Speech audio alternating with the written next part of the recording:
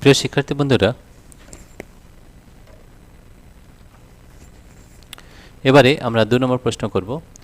এই প্রশ্নে কি রয়েছে একবার দেখে নিই। আমাদের এই প্রশ্নে কি রয়েছে যে কাঁচ মাধ্যমে আলোর গতিবেগ 2 × 10⁵ কিলোমিটার পার সেকেন্ড এবং জল মাধ্যমে আলোর গতিবেগ 2.25 × 10⁵ কিলোমিটার পার সেকেন্ড।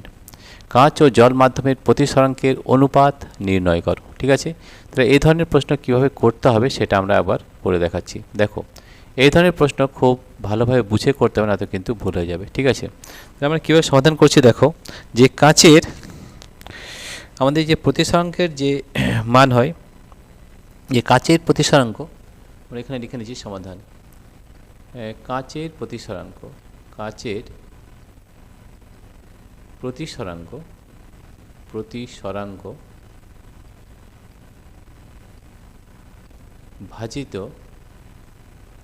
কাঁচের প্রতিসরাঙ্ক ভাজিত জলের প্রতিসরাঙ্ক, ভাজিত জলের প্রতিসরাঙ্ক।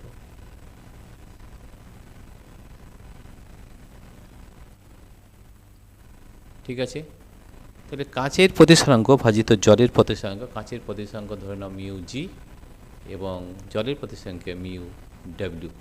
ও ডাব্লিউ মানে হচ্ছে ওয়াটার। তো দেখো মিউ জি, এই যে মিউর যে সংজ্ঞা অনুযায়ী আমরা কী লিখি, সি বাই ভি জি, এটা মনে আছে।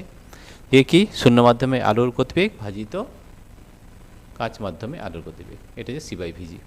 তাহলে মিউ ইজ ইকুয়াল টু হয়ে যাবে C by V G, C by V G.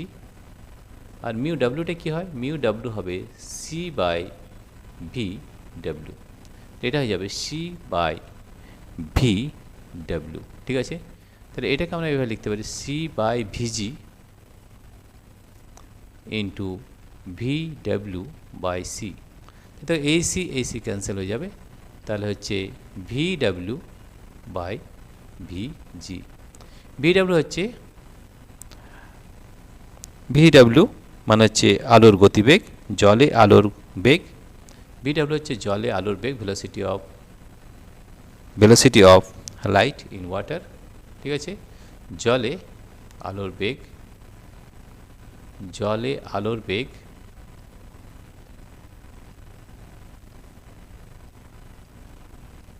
আর ভিজি হচ্ছে কাঁচে আলোর বেগ। ঠিক আছে, ভিজি মানে হচ্ছে কাঁচে আলোর বেগ, কাঁচে আলোর বেগ, কাঁচে আলোর বেগ। এবার আমরা দেখব এখানে কি দেওয়া রয়েছে, আলোর বেগ। ঠিক আছে, তাহলে জলের আলোর বেগ কত আছে দেখে নাও। কাঁচ মাধ্যমে আলোর বেগ গতিবেগ দেওয়া আছে, জল মাধ্যমে আলোর গতিবেগ দেওয়া আছে 2.25 ইন্টু 10⁵ কিলোমিটার পার সেকেন্ড, এককটা দুটোই একই আছে। এবং কাঁচে আলোর বেগ আছে 2 ইন্টু 10⁵ কিলোমিটার পার সেকেন্ড হয়েছে। দেখো 10⁵ কেটে যাবে, এটা কেটে গেল। তাহলে এইবারে এটাকে আমরা সিম্পলিফাই করব। কি পেয়েছি আমরা, 2.25 বাই 2।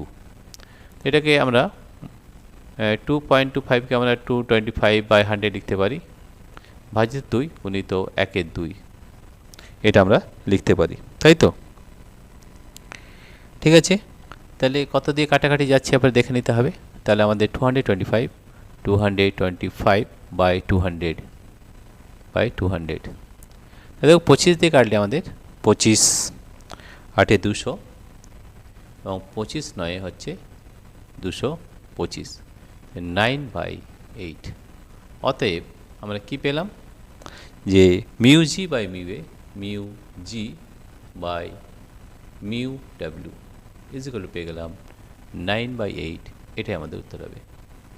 আরেকবার বুঝে নিই ভালো করে।